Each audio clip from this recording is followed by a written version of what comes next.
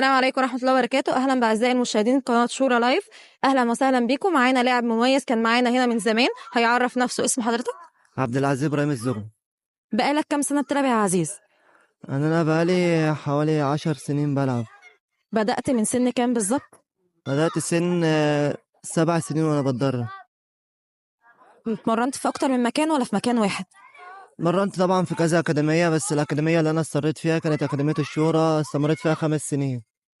مين المدربين اللي اتمرنوا معاك خلال فترة تدريبك هنا في أكاديمية الشورى؟ يعني والله في مدربين كتير، بس يعني أنا أذكر الأسماء، بس في أسماء ممكن ما كنتش فاكرها قوي، بس الأسماء اللي أنا يعني فاكرهم وبتكلم معاهم لحد دلوقتي وليه علاقة بيهم: الكابتن أحمد عمارة، والكابتن شريف، والكابتن محمود راشد طبعا اتدربت معاه، و... والكابتن خالد.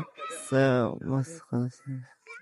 تمام. أنت بعد 5 سنين اتمرنت فيهم في الشورى، أول خطوة عملتها كانت في خلال الدوري. طبعا لعبت دوريات في أكاديمية الشورى، استفدت منها إيه؟ وإيه اللي وصلك إن أنت توصل لإنبي؟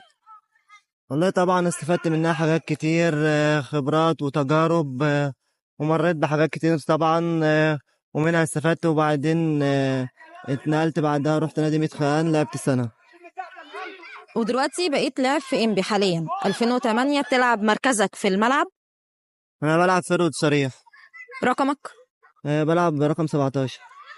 ايه افضل لاعب بتفضله ونفسك تبقى زيه او احسن منه كمان في المستقبل؟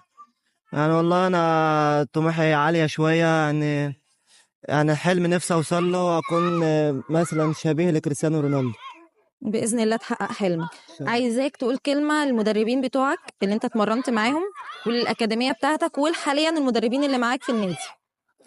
يعني طبعا بشكر الكباتن، من اول مدرب فيهم لحد اخر مدرب، يعني ما شاء الله مدربين محترمين، مدربين يعني فكر عالي، محترمين قوي جدا يعني، وبيهتموا باللعيبه وبيهتموا بمشاكلهم الشخصيه برضو، واكاديميه يعني اكاديميه كبيره ومنظمه ومحترمه، وفي تطورات عاليه جدا في الاكاديميه، وبالتوفيق ان شاء الله يعني الاكاديميه.